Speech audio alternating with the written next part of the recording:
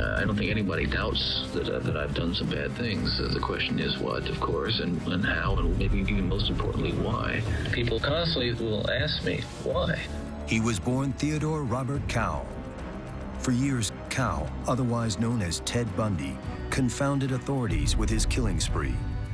While on death row, Bundy agrees to a series of interviews. Basically, when I reached the car, what happened was I knocked her unconscious with a crowbar. A Seattle cop hoping to coax a last confession from a serial killer just days from the electric chair. Was she alive or dead? Oh no, she was unconscious, but she was very much alive. Instead, he hears the secret story and primal thoughts that turned Theodore Robert Cow into Ted Bundy. When and where was your first murder? You know what's going to happen if and when all this stuff goes public, if all we did was just hit the who's and the when and the body count?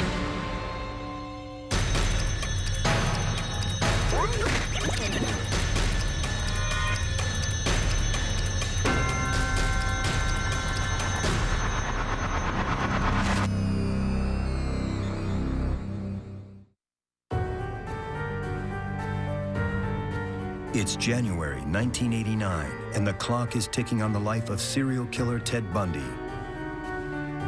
He is 7 days away from execution. Florida authorities are not going to allow him to avoid the electric chair again. First of all, Ted Bundy, 7 days is an awful short time for a death warrant. Why is that? It's almost 11 years since the crime was committed, so I don't consider it to be short at all. And I believe the death warrant was properly signed and that justice needs to prevail, and it should take place next Tuesday. Bundy was convicted of killing 2 college students and a 12-year-old girl in Florida. Now, police investigators are trying to get Bundy to admit he also killed dozens of other women in a multi-year cross-country rampage. One of those investigators is former Seattle detective Bob Keppel, who has been hunting Bundy for more than a decade. Now, Keppel wants to know what Bundy is willing to say about other missing women. Testing 1, 2, 3, 4, 5, 6. Make no bones about it, I am looking for an opportunity to tell the story as best I can in a way that makes sense to me and the way that'll help not just you or the families, but that's very important, but also to help my own family. I don't think anybody doubts that I've done some bad things. The question is what, of course, and how, and maybe even most importantly, why. To me, the why never caught anybody. So cops and their mentality think of what, where, when, and who. And so we're kind of stuck with you wanting why. I'm not trying to convince you, Bob, that you should be interested in the why if you're not. I think there are a lot of people are. I know I am, and I think a lot of people are interested in why. People constantly will ask me, why? A lot of people are interested as to why he did what he did, but I wanted to find out as much detailed information as I could, rather than just that. I mean, he could have said anything. Well, let me start with one. Let me start this way. The unidentified remains. This is where I'm a little bit, the presence of the officers down here is a little bit unnerving. Some of this stuff I don't mind talking about, but because they wouldn't know it from Adam, I can write it down. I just don't want the police getting any kind of names at this point. He didn't want anybody to know who he was talking about. So his idea was that the best thing would be for him to write down the name, and he would show it to me. Yeah, and then I'll just write the name down for you, all right? The name that I just wrote down was George Ann Hawkins. Can you hear that? I can hear you. Okay. I just said that the Hawkins girl's head was severed and taken up the road about 25 to 50 yards and buried in a location about 10 yards west of the road on a rocky hillside. Did you hear that? Probably you would found damage to the head, the jaw in particular, probably broken. But if you'd found that, you would have known who it was. up to that dirt road beyond the grassy area. I'll try to trace it here on a piece of paper. How about that? That might help a little. I'm working from some pretty old memories. Well, let's do it this way. Here's the grassy area. Here's the road coming up, trees to the northwest of this grassy area. Yeah, he drew a map as to where her skull might be found. It was as though he buried it. But we never found the skull. I can't remember what night of the week it was. Thursday night, I believe. I don't know. 11 to 12, probably closer to 12, on a warm Seattle May night. I mean, I think it was clear. Weather had been fairly good. I was moving up the alley using a briefcase and some crutches, and a young woman walked down.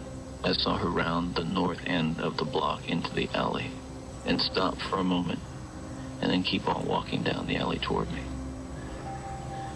And about halfway down the block, I encountered her and asked her to help me carry the briefcase, which she did, and we walked back up the alley. Across the street, turned right on the sidewalk, and found, I think, the fraternity house on the corner there. Midway in the block, there used to be a parking lot there, dirt, surface, no lights, and my car was parked there.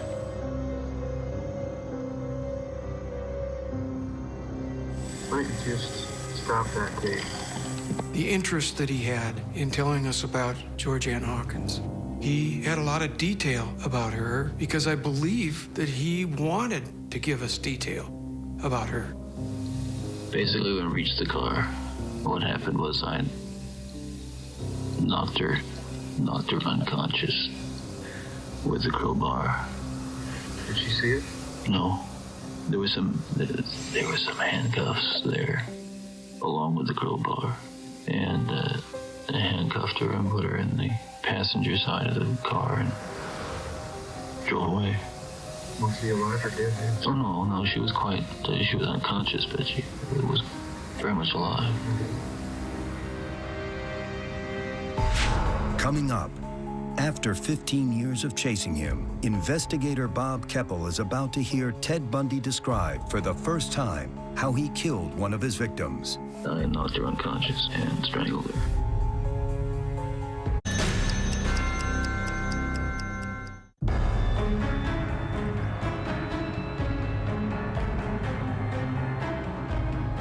With his execution days away, serial killer Ted Bundy is about to finally confess to a crime. The killing of University of Washington student George Ann Hawkins. Seattle investigator Bob Keppel, who has been chasing Bundy for 15 years, sits with the killer on Florida's death row, recording the conversation. Past us, going up the hill, down the road, and up to the grassy area. And parked, took her out of the van and took the handcuffs off her. Maybe she'd regained consciousness at this time, basically. And, gee, this is probably the hardest part. I don't know. One of the things that makes it difficult is that at this point she was quite lucid, talking about things. It's odd, the kinds of things people say under those circumstances.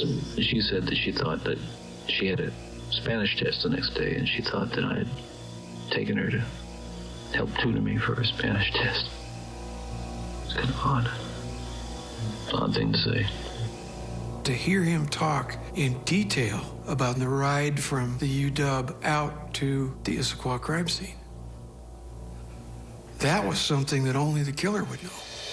The long and short of it was that I again knocked her unconscious and strangled her and drug her about 10 yards into the small grove of trees that was there. What did you strangle with? Cord. By this time, it was almost dawn. It was just about dawn. Sun was coming up. And I went through my usual routine. I went through this routine where I was just, on this particular morning, I was just absolutely, again, just shocked, kind of scared to death, shocked, horrified.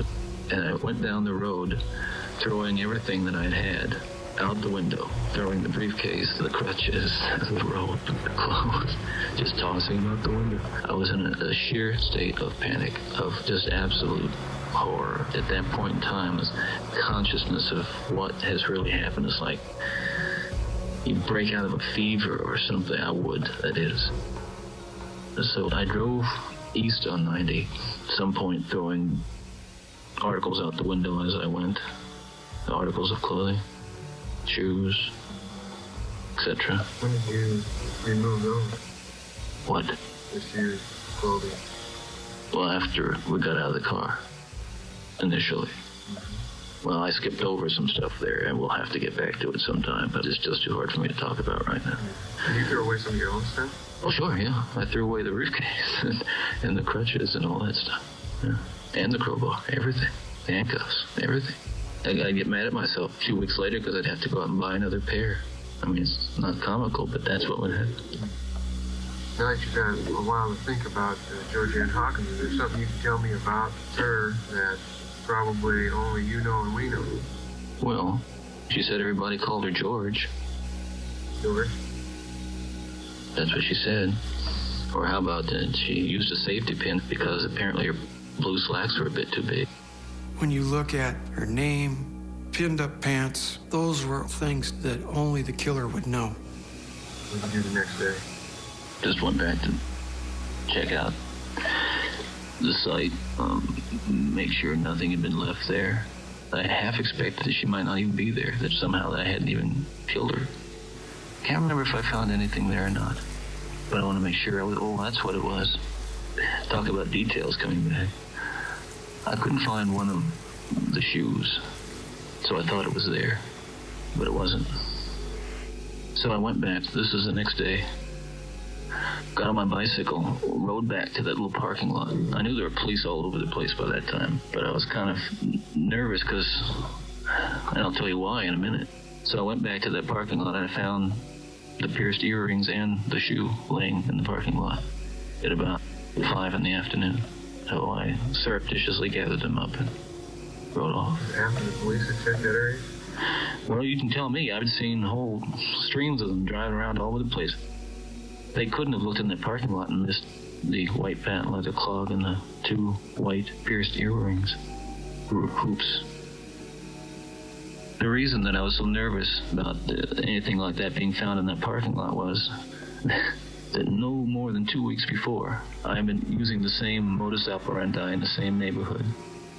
In front now of the same sorority house that Georgianne Hawkins disappeared from, I encountered a girl going out the door. And I was drunk and I was just babbling on, and I told her I worked in Olympia, that I lived in a rooming house. I was horrified later on, but got all the way to the car, and this happens sometimes, and just said, no, I don't want to do it. I said, thank you, see you later, and she walked away. But after the Hawkins thing, I was just paranoid as hell that this girl would say, something weird happened to me a couple of weeks ago. This guy came along with crutches and asked me to help him. He took me to a Volkswagen. Said he worked in Olympia and lived here in the University District. And how many people could that apply to? So, there you are. I wanted to get as much out of him as I could. I was ready for him to stay alive. What's the Attorney General of Washington willing to do? Willing to do? Anything? Who is the Attorney General these days? Ken Eikenberry. Good old Ken Eikenberry. He was wondering if I could do anything to help stay his execution. I said, oh yes, I could. But I knew I couldn't. Bundy realizes this may be the last time he talks to Bob Keppel, and he makes one last plea for his execution to be delayed, so he can tell Keppel more. One of the things that I'm concerned about is time. We've accomplished something here, but I don't feel like we've really joined heads on this thing. I don't know what you want to do. I know you've been on this case, so to speak, the Bundy case, for a long time. I know that you must have some deep-seated feelings about it. I don't want to make too many assumptions, but here's what it comes down to me. I want the truth that's going to be helpful to you, but the broader truth that has a wider application. That's my bottom line. There's just no way it can be done under these circumstances for this amount of time, and that's the way it is. I'm not holding you hostage. If you don't want to do anything with it, you're free to walk away. If you can put your heads together with these other law enforcement people and think of any way, I'm not asking for clemency, I'm not asking to get off, I'm not asking for sympathy, but I draw the line. We need a period of time, 60, 90 days, systematically going over it with everybody, bottom to top, everything I can think of. Get it all down. You can use it as you see fit. I will not put myself in position of giving it all away and not getting the kind of result that I think is best from my people. And Bob, they're going to get me sooner or later. You don't need to worry about that. But you've been after this for 15 years. A couple months is not going to make any difference. Coming up, we go back 10 years to hear Ted Bundy say in another interview that he often debated with himself about whether to kill. It was a challenge to determine whether or not he would actually kill the girl.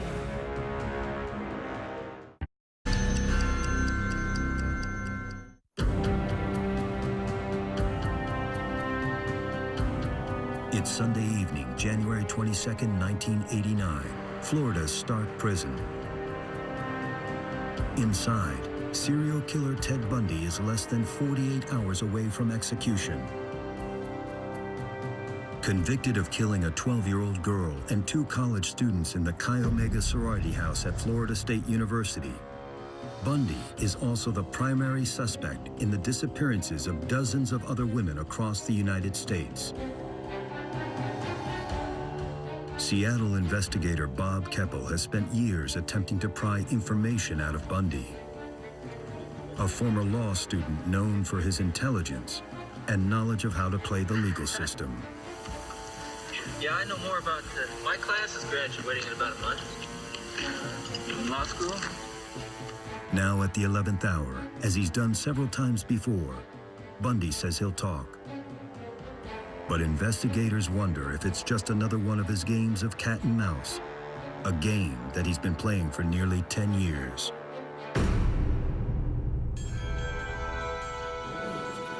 Ted Bundy first came to my attention in 1979 when I was working for Business Week magazine in New York. My agent called me up and asked me if I knew anything about this serial killer who was being tried down in Florida. And in fact, I knew nothing about Ted. His fame had not spread to New York at that time. So I went down to Florida. He was in the Miami City jail on trial for the Chi Omega killing.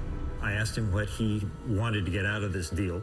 And he said, well, I'm innocent, and I think that if I did a book, it would be a benefit to law enforcement, how an innocent man can be caught up in this web of deceit and lies and misinformation. Well, listen, I've been kept in isolation for 6 months. I've been kept away from the press. I've been buried by you. You've been talking for 6 months. I think it's my turn now. I said, well, Ted, what I'm interested in is talking to you and you telling me the truth. And he said, oh, yeah, I'll tell you the truth.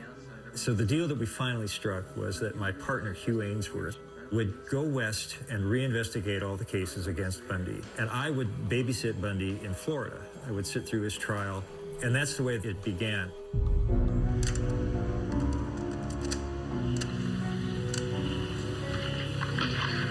So where were we? We're recording now. Speak up. Yeah, the red light goes on. Bundy took the witness stand wearing a sport coat and a Seattle Mariners t-shirt. Please state your full name for the record. Steve Ron Bundy. It was interesting to meet him because Ted was so clever in a way that I was very unfamiliar. When I got started with Ted, I said, okay, let's take it from the top. Let's go through your life. Very quickly, it was clear that Ted thought of this as kind of a celebrity bio, that, you know, he's Ted Bundy, the cover boy. For much of their conversation, Bundy talks in circles. Where was the bridge made, and why was the bridge made to attacking women versus robbing banks or running for president or whatever? People find various outlets for their insecurities and hostilities and tend to compensate for it in various ways, I would imagine. I don't really have a good answer.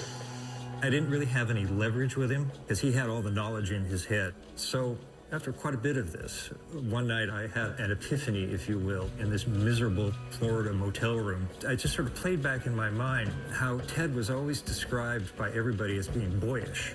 You know, boyishly handsome, you know, boyish demeanor. And the more I thought about it, the more it occurred to me that he wasn't just boyish, but he was a boy. He seemed to be about 12 years old. So I said to myself, how do you deal with a 12-year-old who's got some really awful secrets that you want to get at? Not having any better ideas, I went into the prison and I said, Ted, you have a unique position, not only as the defendant and the suspect in all of these cases, but you're familiar with all the facts. You're a psychology student. You're a student of the human mind, and you know more about this story than anybody knows. So why don't you tell me what you think happened? How does a person become a serial killer?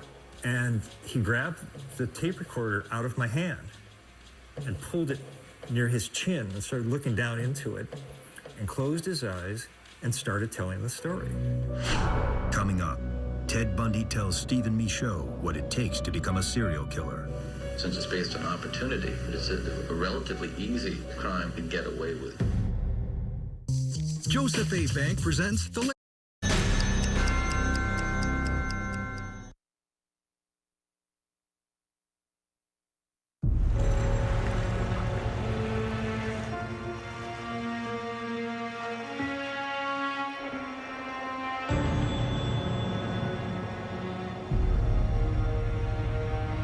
Serial killer Ted Bundy spent most of his life in the Pacific Northwest, specifically Tacoma and Seattle.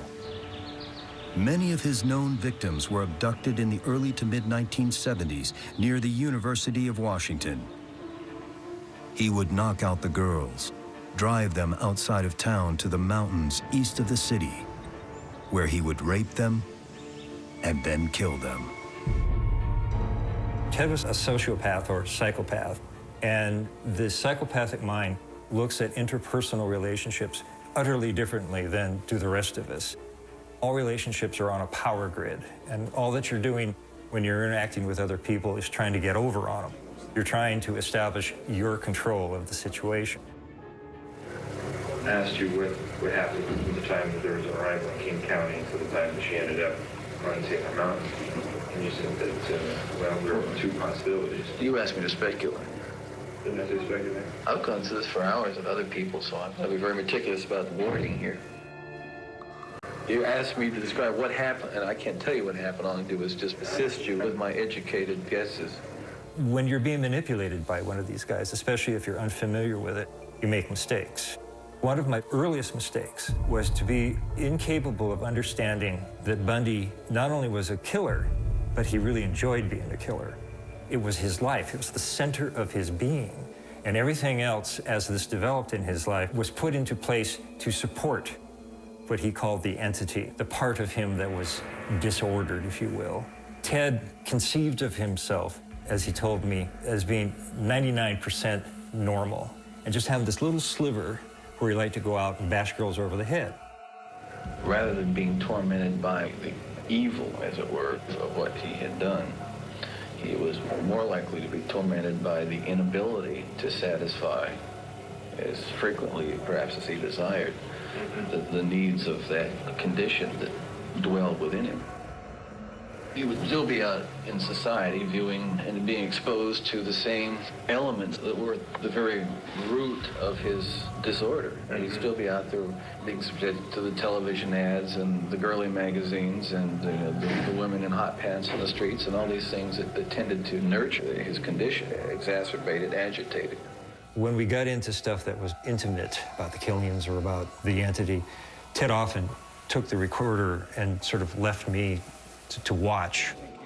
One time, we were talking about how the entity functioned in a high publicity mode. So he's driving around the road one day, and he sees a girl hitchhike. Again, this is Bundy telling me the story. Though Bundy talks a lot, he never refers to himself in first person.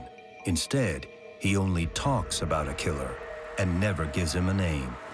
attractive young teenage girl hitchhiking and picked her up, and she agreed to go to his house. And she got very, very drunk. They both got drunk, and throughout the evening, they engaged in voluntary sexual activities. But throughout the evening, this man would feel himself being tested, debating with himself whether to kill her or to just let the situation run its course. Because this was in one of his Reformation periods, sworn to himself he'd never engage in the conduct again, that he wouldn't let himself get carried away like that. But faced with this very attractive girl hitchhiking, it was a challenge to determine whether or not he would actually kill the girl. This sounds really weird, but it's true. There were a couple of occasions when he would go off into one of these states. I don't know if you call it a trance or something. He'd be talking, and a welt would form right across his left cheek. And it would go across, and it was pure white. And then when he would put down the tape recorder and light a cigarette or something, it would slowly kind of fade away. And it was like this stigmata. When the morning came around and they dressed and he took the girl back to the area where she lived, he felt as if he'd accomplished something. He could see in hindsight that the only reason he hadn't killed that girl was because in that particular evening, that condition, that entity, that disorder was not active or aroused. It was in a period of remission. The cases that we discussed always ended in murder, because with the cases we discussed were cases that I knew about, right? And I knew something about how the girl disappeared. I knew something about how she was found. Michaud is especially interested in Georgianne Hawkins, the same Georgianne Hawkins Bundy spoke about to Bob Keppel and later admitted killing. Her disappearance in 1974 would come up again and again throughout Bundy's nearly decade-long string of interviews on death row. Georgianne Hawkins was last seen Monday evening shortly after midnight. She had been visiting at the Beta House and was returning to her house just a half block away down this alley. Police believe she went along this route and then somewhere she disappeared. The disappearance of Georgianne Hawkins from the University of Washington is an interesting case, once again, for the fact there was no evidence at all. I mean, just zero. And what I find interesting about it is that she clearly had been accosted, and the approach would have had to have been made within something like 40 yards, because she is walking from one pool of light to another. More likely than not, she encountered someone she knew in that space of time. That's one thing that has seemed most likely to me. The only other thing that has occurred to me is that someone with a great deal of nerve could have, as she walked under a shadow, could have clipped one upside the head and just carried her off sort of caveman fashion. I don't know. You don't feel you're in a position to speculate one way or the other? We could sit here and we could say, well, we expect this to happen, that to happen. But in the case of Hawkins, it just doesn't fit. Yeah, sure doesn't. It does and it doesn't, I guess, but so many other things fit that where do you draw the line? Though Bundy never talks to Michaud in first person about crimes he may have committed, he has no problem talking about how someone else may be a successful serial killer. If you think about the situation that a person like that finds himself in, he's got a corpse. What is he going to do with it? I mean, ideally, he'd have an incinerator in the basement, and, you know, there wouldn't be any problem at all in that respect. And he never wastes an opportunity to turn on the charm, even telling Michaud that the author may have what it takes to be just like him. I think, Steve, with enough study and interest, that you too could become a fairly effective mass murderer. That anybody has that capacity and that ability. It would not seem to me, having studied the cases, that it takes a great deal of skill or thought to do it. The very nature of the crime is, since it's based on opportunity, that it's a relatively easy kind of crime to get away with. Coming up, as the Seattle area deals with another string of unsolved murders, police receive a letter from Florida's death row. Ted Bundy says he knows how to catch the killer.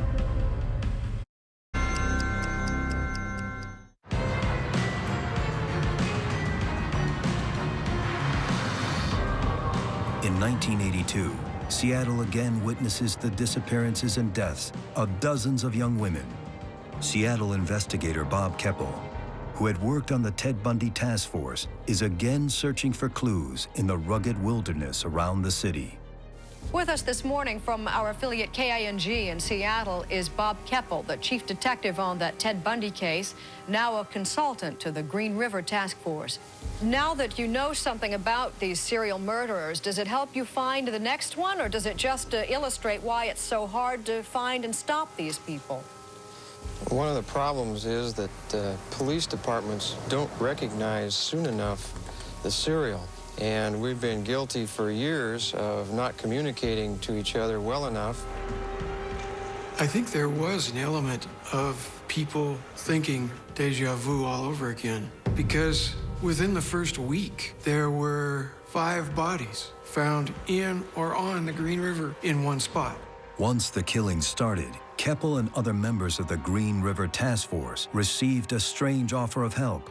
Ted Bundy, who was sitting on Florida's death row, said he could help police find the killer. We wanted to make sure that he was never tipped off about the real reason that we were there to talk to him. The whole idea was to get him talking about Green River, and what he would say is basically what he was doing as a killer.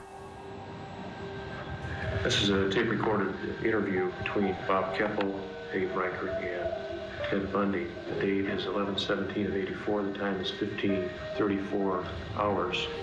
One of the reasons that piqued my interest was some of your specific things about dump sites. Obviously, you might have some special knowledge that you think may assist us in that area. Well, first of all, he's trying to dispose of the bodies, but they won't be found. This guy doesn't want to get caught. I think it's clear that over time, you can see him, at least it would appear, that over time he's trying to improve his dump sites. He's trying to get better at disposing of his bodies. And I bet she was getting nervous. He said, damn, I'm starting to find my bodies again, because just looking at how this unfolded, I see here by the dates that you found these first 5 really quickly.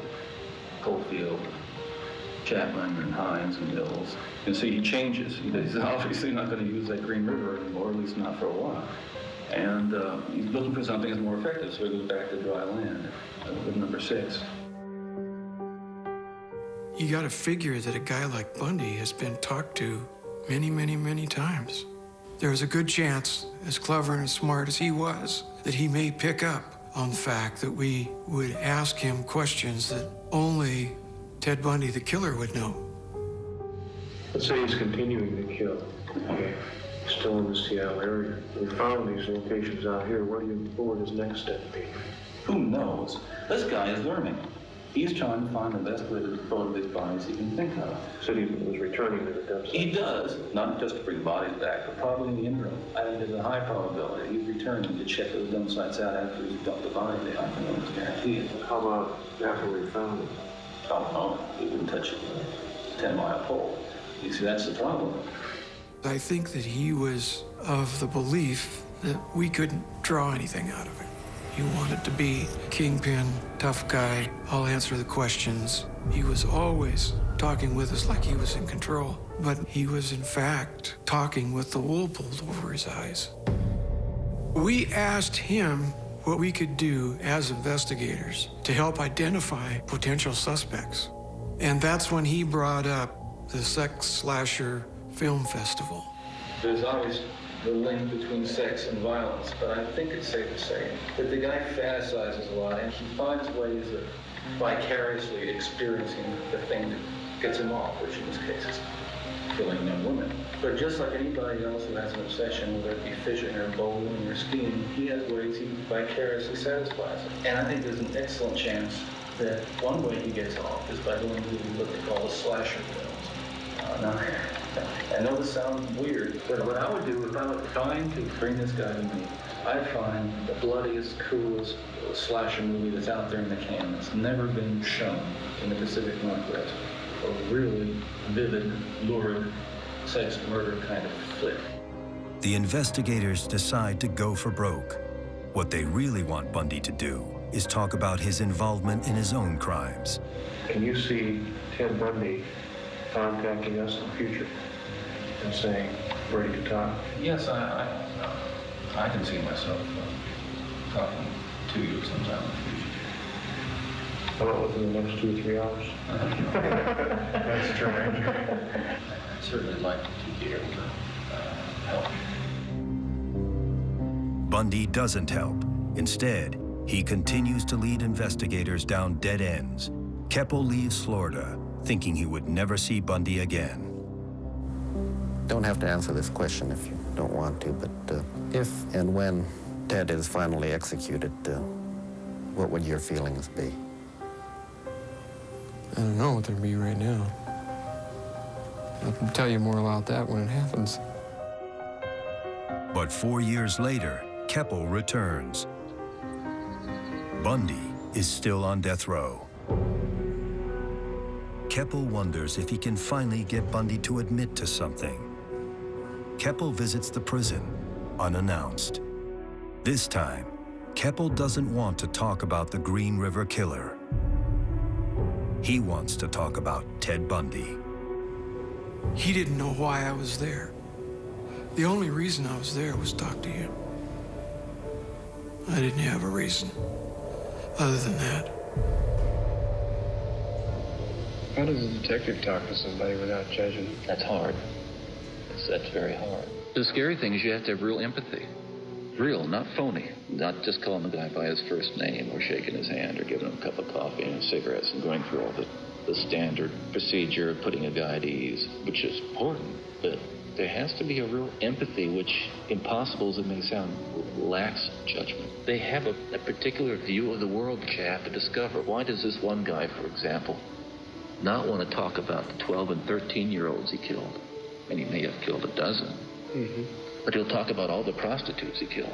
His particular morality of murder, if you will, was such that he could talk about some, but not others. He could tell you the truth about some, but not others.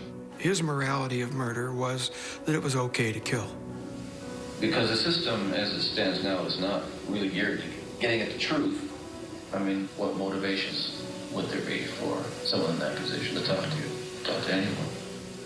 How about somebody like yourself? Obviously a student of the game there, and admitted by your own admission several times that you really like talking to other people about this stuff. You obviously like talking to me about it, otherwise you wouldn't be doing it. Well, with me, I do enjoy it, and yet that interest ebbs and flows. There's sometimes I'm more interested in talking about it than others. I mean, it's certainly not something that I would rather do than anything else. I mean, if I had a choice, I'd rather be outside running around in the sunshine.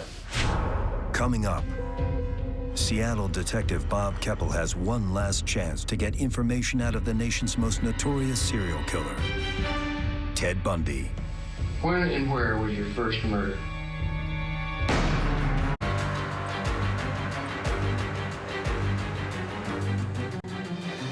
But I think one of the things to be made clear here to law enforcement, which I think they realize, is that you don't negotiate with a murderer. You don't negotiate with a killer.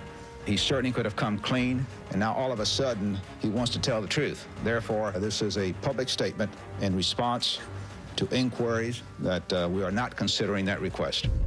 Every news agency in the world knew Tuesday morning was it. It's less than 2 days before Bundy's scheduled execution. Keppel interviews Bundy for 2 hours. He is one of the last members of law enforcement to sit down with the killer. In the end, Bundy admits to killing more than a dozen additional women and gives police leads on a dozen more. Sunday was my last time to talk to him, so I went in for my 2-hour session. He was exhausted. He was out of it. And I was pushing him hard. The only thing that we could possibly cover that may add to some of the answers is a location of Donna Manson, because she's the one that's missing, and we never found anything we think is her at all. 19-year-old Donna Manson went missing on March 12, 1974, around the time Bundy first went on his killing spree. This is Highway 18 out here. There's a quarter sectional marker right here. Most of what we found was right in here. And all we found, as you can see, hair, skull, jawbone. We never found any bones. Now, are those bodies buried out there someplace? Or are they someplace else where no one's ever found them? I won't beat around the bush with you anymore. I'm just tired and I just want to get back and go to sleep. Okay. So let me just tell you, the head, however, the skull, it wouldn't be there. Where is it? It's nowhere. It's nowhere. It's in a category by itself. Now, I just assumed this was something that you just kept, but I can see the headlines now. Ted, there's not going to be any details. What you told me about Georgianne Hawkins isn't going to be known. I got parents out there that don't even want to know the details. Well, I know. Yeah, well, it was incinerated. It was incinerated. Where'd you incinerate it? Come on, partner. These are things I don't know about you. Yeah, this is probably the disposal method of preference among those who get away with it. It's the most bizarre thing I've ever been associated with, and I've been associated with bizarre. Right. Well, tell me about it. What the hell happened? It's really not that humorous, but in the fireplace. Burned it all up? Down to the last ash. And in a fit of paranoia, cleanliness, what have you, just packing down all the ashes. Mm-hmm. That's the twist. Yeah, that's a slight twist. This may have been Bundy's last chance to tell the truth, but Detective Keppel didn't buy it. Have you ever burned a skull before? Well, my problem with it is I don't think he could. I was anxious for him to tell me more in those last 2 hours. I wanted to see if he would screw up, make a mistake, tell me something that I didn't suspect him of. But he held out. I will say that about him, he held out. I'd like to ask one last question. One last one. When and where was your first murder? Okay, one more question. We'll have to do that some other time. There is another time. He was at once bright, articulate, and a monster.